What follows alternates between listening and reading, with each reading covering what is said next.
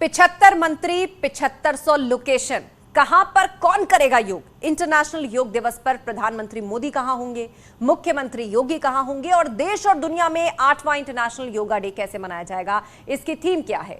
मसूरी से मैसूर तक योग पथ पर स्पेशल रिपोर्ट देखिए।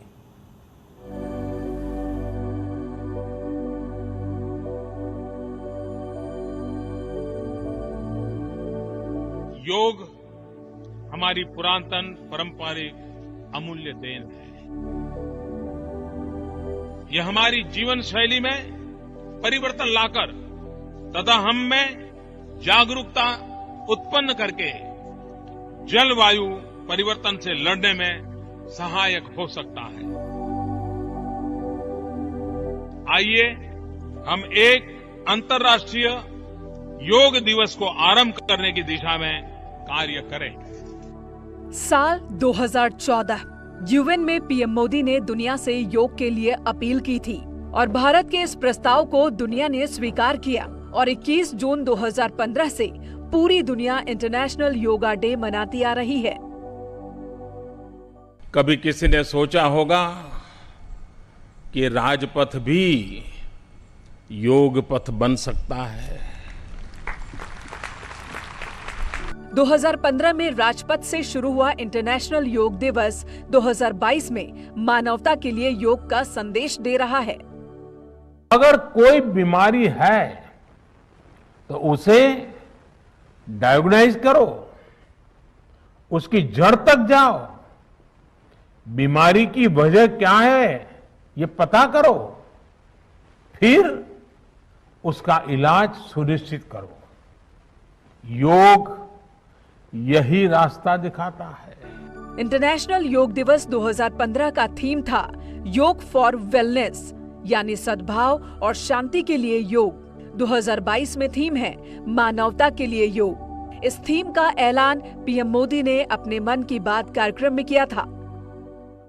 इस बार योग दिवस की थीम है योगा फॉर ह्यूमैनिटी।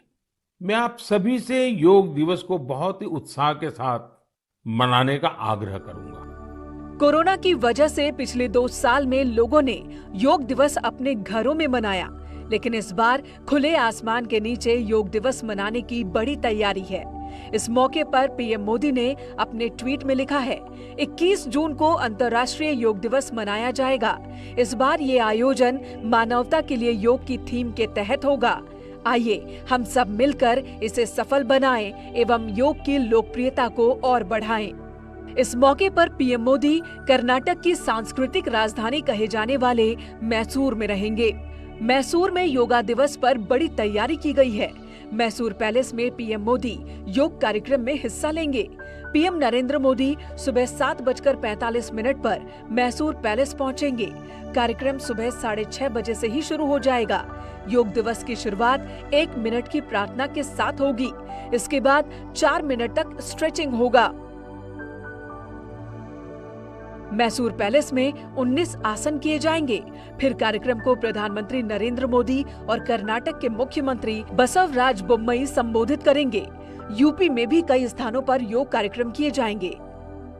पूरे उत्तर प्रदेश में 75,000 स्थानों पर एक साथ सामूहिक रूप से योग दिवस का यानी कि योगाभ्यास का आयोजन किया जाएगा। इस वक्त मेरी मौजूदगी है लखनऊ की रेजिडेंसी में। यहाँ पर भी बड़े भव्य तरीके से योगा अभ्यास को करवाने की तैयारी दिखाई दे रही है आपको।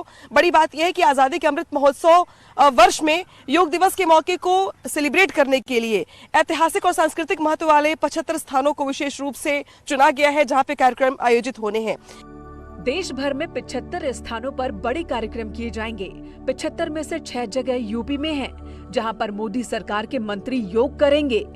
यूपी के सभी 6 महत्वपूर्ण जगहों पर तैयारी की गई है और कहां पर कौन मंत्री योग करेगा उसकी भी लिस्ट आ गई है। लखनऊ रेजिडेंसी में मंत्री साध्वी निरंजन ज्योति योग करेंगी। वाराणसी घाट पर मंत्री अनुप्रिया पटेल, अयोध्या में मंत्री भूपेंद्र यादव, फतेहपुर सीकरी में मुख्तार अब्बास नकवी, मेरठ के हस्तिनापुर में मंत्री पशुपति कुमार पारस और कुशीनगर में रामदास अठावले योग करेंगे। खास तौर पर ऐसे स्थानों को चुना गया है जो उस जिले की पहचान हो, जिनका सांस्कृतिक महत्व हो, ऐतिहासिक महत्व हो। तो लखनऊ में रेजिडेंसी जो देख रहे हैं आप, यहाँ पर ये ऐतिहासिक धरोहर है, लखनऊ की पहचान भी है और यहीं पर योगाभ्यास करवाया जाएगा, जिसके लिए तैयारियां यहाँ पर जोरों से चल रही हैं। बड़े आयोजनों से अलग छोटे स्थानों पर भी योग के कार्यक्रम आयोजित किए जाएंगे। पंचायत स्तर पर भी तैयारी की गई है। हालांकि मुख्यमंत्री योगी आदित्यनाथ की मौजूदगी यहाँ पर नहीं होगी। वो राजभवन में राज्यपाल के साथ योगाभ्यास करेंगे। यानी पीएम मोदी कर्नाटक के मैसूर पैलेस में योग करेंगे तो मुख्यमंत्री योगी आदित्यनाथ और राज्यपाल आनंदीबेन पटेल राजभवन में योग कार्यक्रम में शामिल होंगे। हरिद्वार में स्वामी रामदेव योग का संदेश दुनिया तक फैलाएंगे। इस मौके पर बड़ी संख्या में योग करने वाले हरिद्वार पहुंचे हैं।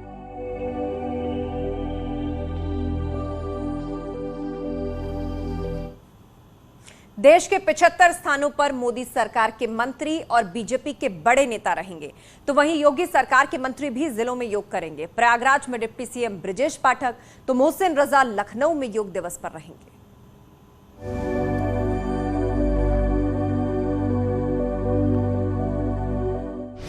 ये प्रयागराज की तस्वीरें हैं। योग दिवस पर यहाँ एक साथ 8,000 से ज्यादा लोग योग करेंगे। 8वां अंतर्राष्ट्रीय योग दिवस कल यानी मंगलवार को संगम नगरी प्रयागराज में भी बड़ी धूमधाम से मनाए जाने की तैयारी की जा रही है। इस बार खास तौर पर संगम नोज पर अंतर्राष्ट्रीय योग दिवस मनाया जाएगा, जिसको लेकर यहाँ पर तैयारियां की जा रही हैं। त्रिवेणी पर आयोजित योग कार्यक्रम में डिप्टी सीएम ब्रजेश पाठक भी शामिल होंगे। योग स्थल को 12 ब्लॉक में बांटा गया है ताकि किसी को कोई परेशानी न हो। यहाँ पर निगरानी के लिए ड्रोन भी लगाए गए हैं ताकि सुरक्षा में कोई चूक न हो। एक बड़ा मंच बनाया गया है और डिप्टी सीएम ब्रजेश पाठक मुख्य अतिथि के तौर पर यहाँ पर मौजूद रहेंगे। अलग अलग ब्लॉकों में तमाम व्यवस्थाएं की गई हैं। यहाँ पर आने वाले लोगों के लिए जो योग करने आएंगे उनके लिए यहाँ पर संचित पानी पीने की व्यवस्था, इसके साथ ही साथ टॉयलेट और मेडिकल फैसिलिटी की भी व्यवस्था की गई है। तमाम लोगों को यहाँ पर सीडीएम सीपुगरी द्वारा ब्रीफ किया जा रहा है ताकि यहाँ पर सभी को समुचित जानकारी हो सके। और कल 5:30 बजे से 6 बजे तक यहाँ पर लोगों को बुलाया गया है। संगम तट पर सुबह 6 बजे से योग कार्यक्रम की शुरुआत होगी। शाहजहांपुर में भी तैयारी की गई है। शाहजहांपुर मुख्यालय, तहसील, ब्लॉक और ग्राम पंचायतों में योग दिवस का आयोजन किया जाएगा। शाहजहांपुर पुलिस लाइन में योग गुरु लड़कियों को योग सिखा रहे हैं। इस लाइन में योगा दिवस के दिन हमारी तैयारी रहेगी। समस्त जो हमारे पुलिसकर्मी हैं, जवान हैं, उनके द्वारा योगाभ्यास किया जाएगा। यद्यपि उनके करिकुलम में है, जो यहाँ ट्रेनीज हैं उनके द्वारा निरंतर योगाभ्यास का उनका क्लास होता है, वो करते हैं। जिलों में अधिकारी व्यवस्थाओं को बनाने में जुटे हैं तो मंत्रियों ने भी कमर कस ली है।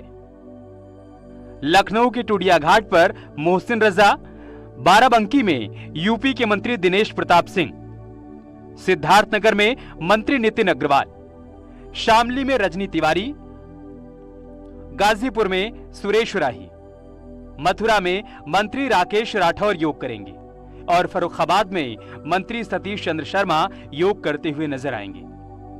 वहीं उत्तराखंड के हरिद्वार में भी केंद्रीय मंत्री और धामी सरकार के मंत्री शामिल होंगे। सीएम पुष्कर धामी ऋषिकेश के परमार्थ निकेतन में, हर की पैड़ी पर केंद्रीय मंत्री गिरिराज सिंह योग करेंगे। केदारनाथ में मंत्री संजीव बालियान योग कार्यक्रम में हिस्सा लेंगे। तो हरिद्वार में योग गुरु स्वामी रामदेव ने बड़ी तैयारी की है।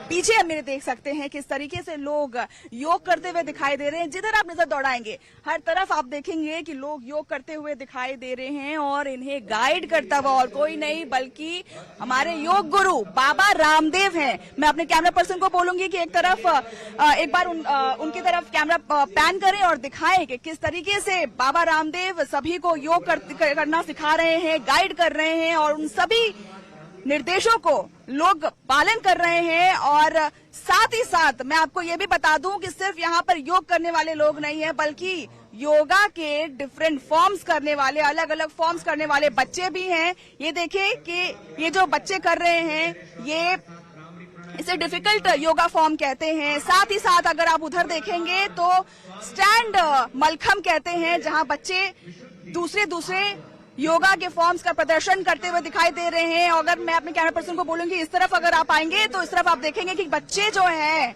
वो रोप मलखम करते हुए दिखाई दे रहे हैं। तो आप देख सकते हैं कि किस तरीके से लोग जो हैं, बच्चे साथ ही साथ लोग भी योगा का प्रदर्शन करते हुए दिखाई दे रहे हैं। ना ही सिर्फ योग बल्कि डिफरेंट फॉर्म्स ऑफ योग करते हुए लोग दिखाई दे रहे हैं। तो आप सभी से आग्रह रहेगा कि आप भी योग करें और इसी तरीके से स्वस्थ रहें।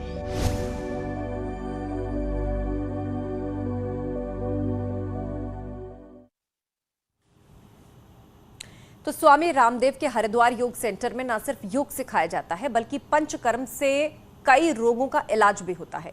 न्यूज 18 की टीम जब योग दिवस की तैयारियों का जायजा ले रही थी उस वक्त कई मरीजों का पंचकर्म से इलाज भी चल रहा था। आप भी देखिए और समझिए आखिर क्यों किया जाता है पंचकर्म। एक तरफ आप बाबा रामदेव को देख रहे हैं कि वो किस तरीके से लोगों को योग करने सिखा रहे हैं, लोगों को सलाह दे रहे हैं, साथ ही साथ टिप्स दे रहे हैं किस तरीके से, किस आसन से वो निरोग हो सकते हैं या फिर जो भी परेशानी से वो जूझ रहे हैं उससे कैसे निजात पा सकते हैं। और दूसरी तरफ अगर मैं आपको बताऊं तो देखिए किस तरीके से पंच तत्व की जो है चिकित्सा यहाँ पे चल रही है। और आप देख सकते हैं ये ट्रीटमेंट है, आम भाषा में बोले तो ये डिटॉक्सिफिकेशन की जो ये प्रक्रिया है वो चल रही है। और ये बिल्कुल नेचुरल है, बिल्कुल यहाँ पर ही होता है। ये इस तरीके की जो प्रक्रिया है वो यहाँ पर ही देखी जाती है। और हमारे साथ यहाँ के एक चिकित्सक हैं जो हमें ये बताएंगे और इस पर ज्यादा जानकारी देंगे। बहुत बहुत स्वागत है। पहले अपना नाम बताइएगा। मेरा नाम रामजी पांडे है। मैं यहाँ पतंजलि वेलनेस में पंचकर्मा थेरेपिस्ट हूँ। तो यहाँ पंचकर्मा का चिकित्सा हो रहा है। इसमें आयुर्वेदा का पार्ट है ये पंचकर्म। जैसे ये काफ मसाज चल रहा है, काफ मसाज में ये ब्लड सर्कुलेशन को इम्प्रूव करता है और बॉडी स्ट्रेस को ये लो करता है। इनका हृदय वस्ती हो रहा है। ये हृदय की कोई समस्या है तो ये हृदय की समस्या के लिए ये किया जाता है। हृदय वस्ती हृदय रोगों के लिए किया जाता है। ये कोविड के बाद हृदय के जो हाँ बहुत ज्यादा बढ़ गई और ब्लॉकेज आ रहा है। हाँ, तो उनके लिए हृदय वस्ती के लिए बहुत कारगर रही है। ठीक है, तो हम दूसरे ट्रीटमेंट की तरफ चलते हैं। जैसे ये क्या हो रहा है? ये कटी वस्ती हो रहा है। अगर लॉन्ग टाइम से अगर कमर में पेन है तो उसके लिए ये कटी वस्ती किया जाता है। आप ठीक है। दूसरी चिकित्सा की तरफ चलते हैं। दूसरी जो प्रक्रिया चल रही है हम उसकी तरफ भी रुक कर लेते हैं। आप बताइएगा कि ये क्या चल रहा है अभी, आप बताएं जरा। यहाँ पे फेस मसाज चल रहा है। अभी नस से होगा इनका। नस से डालते, क्या बेनिफिट्स है? नस से सिरो रोगा के लिए, ऊर्ध्व जत्रु विकार के लिए किया जाता है। नस साइनसाइटिस है या नाक में ब्लॉकेज है, श्वास लेने में तकलीफ है, उसके लिए नस से किया जाता है। ऐसा भी कहा जाता है कि यहाँ पर बॉडी मसाज भी कह सकते हैं या फिर जो स्ट्रेस रिलीविंग के लिए जो होती हैं वो भी यहाँ पर होते हैं। और साथ ही साथ आप इधर बताइएगा, ये मुझे लगता है ये पोटली ट्रीटमेंट चल रही है। पोटली मसाज है। ये पंचकर्मा करने से पहले, पंचकर्मा प्रधान कर्मा को बोलते हैं, ऑपरेटिव प्रोसीजर। तो ऑपरेटिव प्रोसीजर करने से पहले पूर्व कर्मा, प्री ऑपरेटिव प्रोसीजर करते हैं। प्री ऑपरेटिव प्रोसीजर में एक स्नेहन और स्वेदन आता है। स्वेदन मतलब स्वेटिंग थेरेपी। तो ये स्वेदन का पार्ट है, जिसे इसे पत्र पोटली स्वेदन बोलते हैं। केरल में ये बहुत फेमस है। इसे एला कीड़ी बोलते हैं वहाँ केरल में। इसे पेन रिलीफ के लिए, वात रोग के लिए किया जाता है। ये रुक करेंगे हम और भी ट्रीटमेंट्स का। आप बताएं जरा कि ये किस तरीके का ट्रीटमेंट चल रहा है और इसके क्या फायदे हैं। ये जानुवस्ती है, घुटने रोग के लिए किया जाता है। घुटने में बहुत ऑस्टियोआर्थराइटिस का समस्या है तो उसमें ये बहुत कारगर है। जानुवस्ती